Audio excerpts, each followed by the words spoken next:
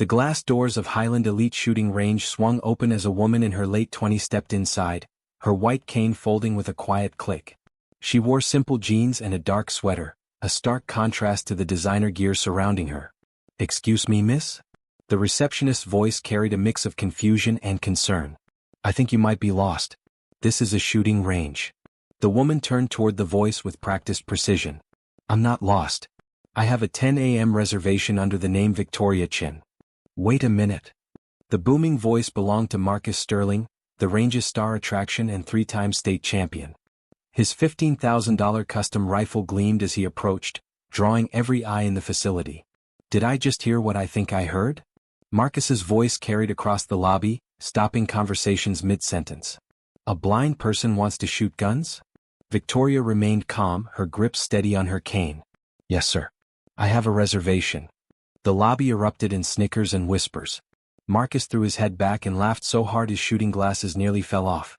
"This is gold," he announced to the gathering crowd. "Lady, you can't even see me standing right here, and you think you can hit a target 50 yards away?" Brad Thompson, the range officer, joined the circle forming around Victoria. "Ma'am, with all due respect, this is a high-end shooting facility. We can't have complications." "Complications." Victoria's voice remained steady. "I paid the same fees as everyone else." "But how are you going to AIM?" shouted someone from the crowd. "You can't see the target." Marcus seized the moment. "Folks, I've been shooting competitively for 15 years. I hold 3 state records. And this woman thinks she can waltz in here and somehow hit targets she can't even see." The crowd's laughter grew louder and more cruel. "Maybe she thinks bullets have GPS," someone yelled. "Or she's gonna use echolocation like a bat," added another. Victoria's jaw tightened slightly, but her voice remained level. "I don't expect you to understand. But I have the right to use the range I paid for." Marcus stepped closer, his voice taking on a theatrical tone. "Tell you what, lady. I'm feeling generous today. I'll make you a deal." He turned to address the crowd like a ringmaster. "If by some miracle you can hit even the edge of a target, forget about a bullseye. I'll pay for your range time myself." The crowd murmured with excitement. "But when you miss," Marcus continued, "you admit this was all some attention-seeking stunt and you leave. Forever. Deal?" Brad Thompson shifted uncomfortably. "Marcus, maybe we should just—" No, Marcus waved him off. "I want to see this. The blind lady thinks she can shoot. Let's give her a chance to embarrass herself properly." Victoria stood silent for a long moment, listening to the jeers and whispers surrounding her. "What's the range record?" she asked quietly. Marcus blinked, caught off guard. "What? The range record? What is it?" Marcus's chest puffed with pride. 247 points out of 250. Set by me 5 years ago. "But why does that?" "I'll take your bet," Victoria interrupted. "But let's make it interesting. If I break your 5-year record, you donate $10,000 to the National Federation of the Blind." The lobby fell dead silent. Marcus's confident smile faltered for just a moment before returning full force. "You want to bet you can break MY record? The record that hasn't been touched in 5 years. That's exactly what I'm saying." "And if you fail?" Victoria's unseeing eyes seemed to look right through him. "Then I'll leave and you can have your laugh." Marcus looked around at the stunned faces, then burst into renewed laughter. "This is the easiest 10 grand I'll never have to pay. You're on, lady. Let's go watch you humiliate yourself." The crowd followed them to Range 7, the facility's premier long-distance shooting station. Word had spread quickly through the building, and even shooters from other ranges were abandoning their sessions to witness the spectacle. "Standard range rules," Brad announced, though his voice lacked conviction. 10 shots, 50-yard targets, regulation .22 rifle.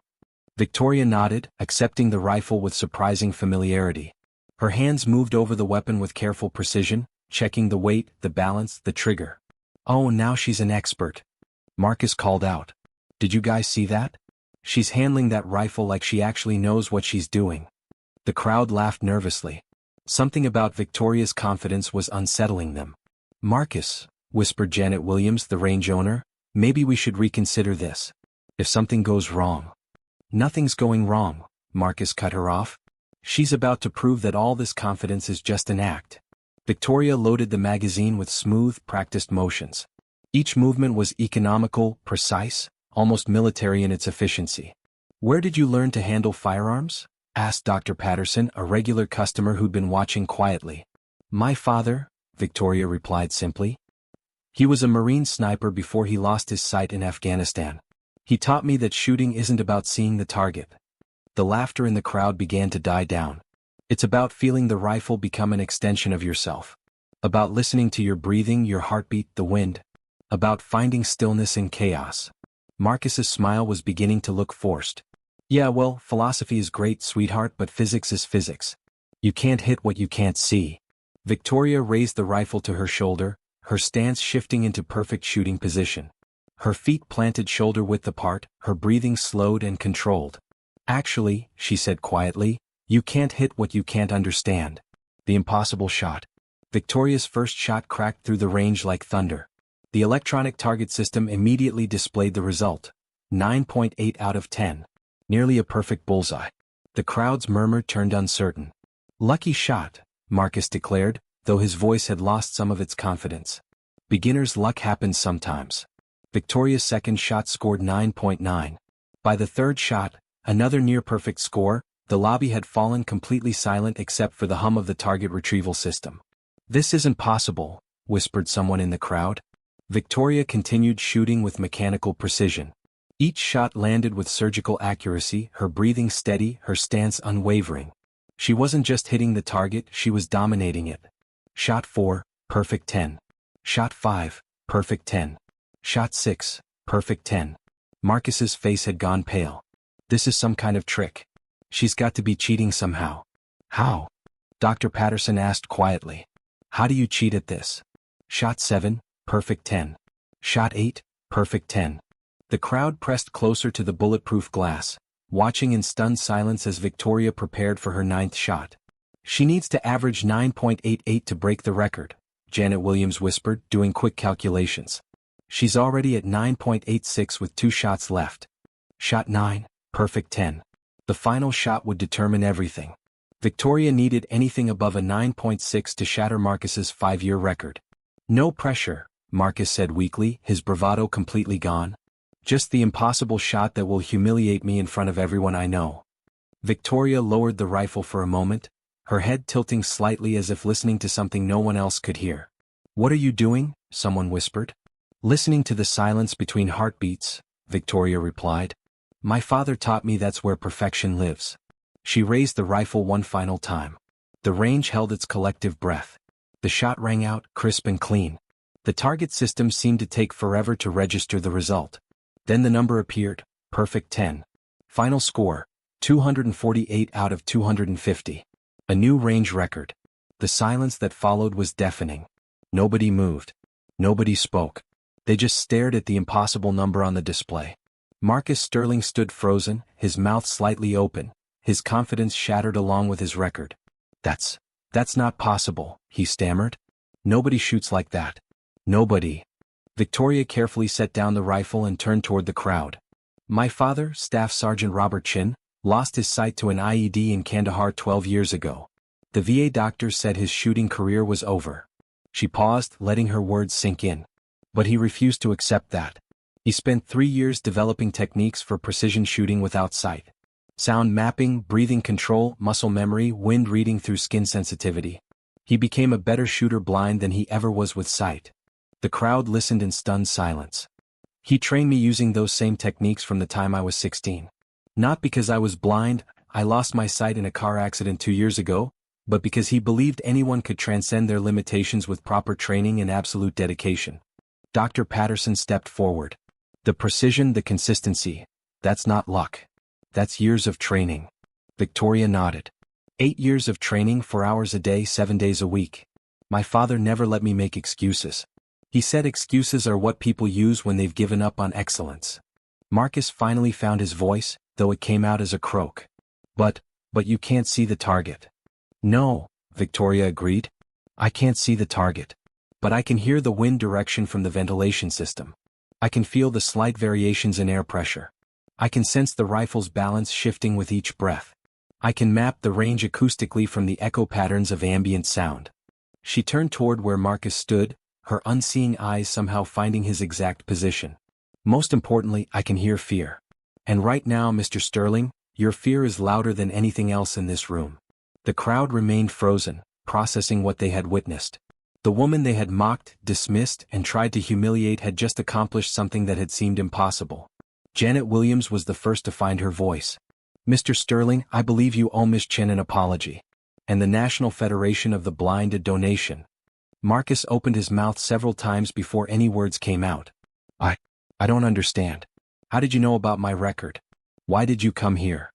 Victoria's expression softened slightly. "I've been following your career for 2 years, Mr. Sterling. You're an exceptional shooter. Your 247 record was the benchmark I've been training to beat. But why here? Why today?" "Because 3 weeks ago, I called to make a reservation at 7 different shooting ranges in Boston. 6 of them hung up on me when I mentioned I was blind. This was the only place that took my reservation." The weight of her words hit everyone simultaneously. "I didn't come here to humiliate anyone," Victoria continued. "I came here to prove that ability isn't defined by disability. That excellence doesn't require sight. That the only real limitation is the one we accept in our minds." Marcus stared at the target display still showing her record-breaking score. "You planned this whole thing." "I planned to shoot well. I didn't plan to be mocked and humiliated. But when you offered that bet, I saw an opportunity to turn cruelty into purpose." Brad Thompson stepped forward, his face flushed with embarrassment. "Miss Chin, I owe you an apology. We all do. What we did here today was human nature," Victoria finished. "People fear what they don't understand.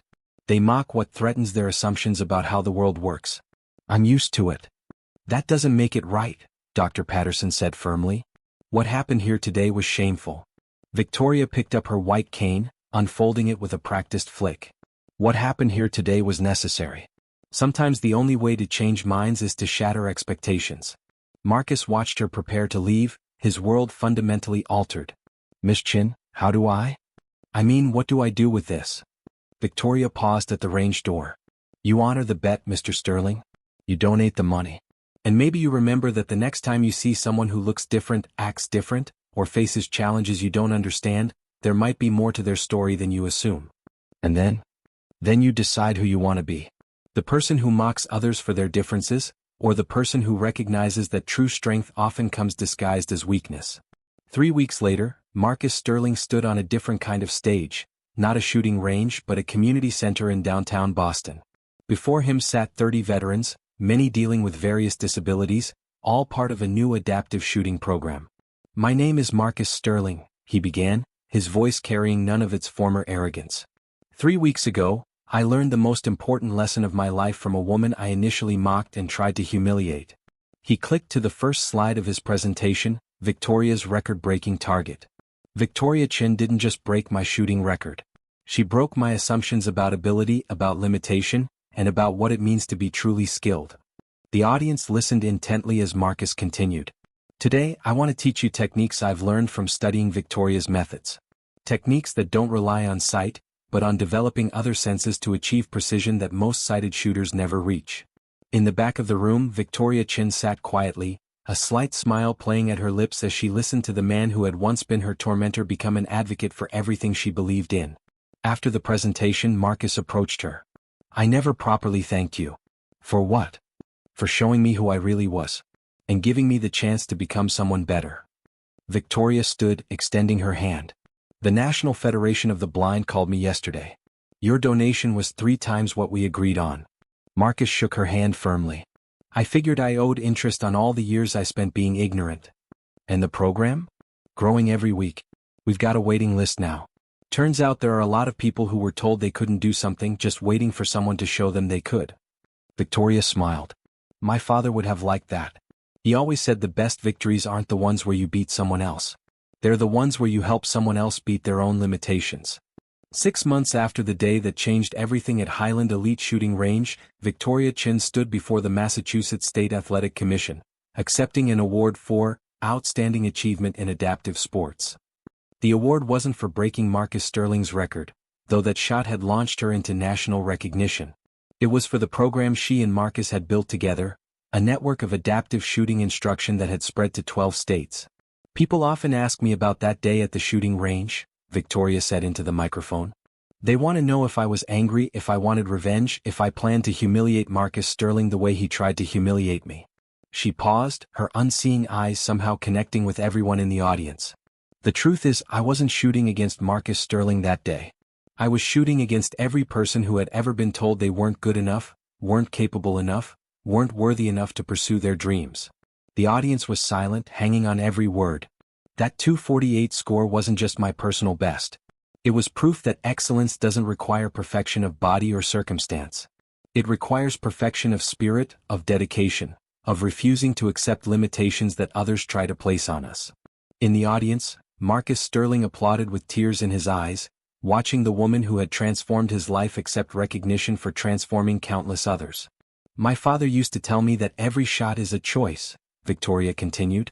You can choose to aim at the target everyone expects you to hit, or you can choose to aim at the target everyone believes is impossible. She held up the award, its crystal surface catching the stage lights.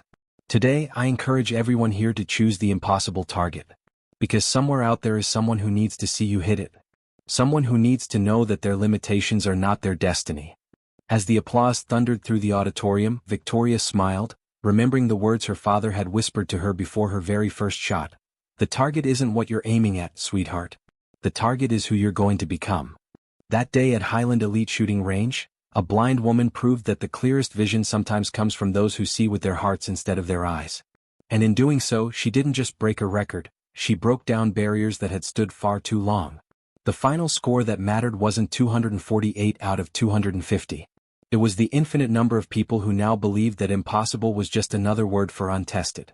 Based on a true principle, that our greatest limitations are often the ones we accept without question, and our greatest victories come not from defeating others, but from proving that what seems impossible might just be unpracticed.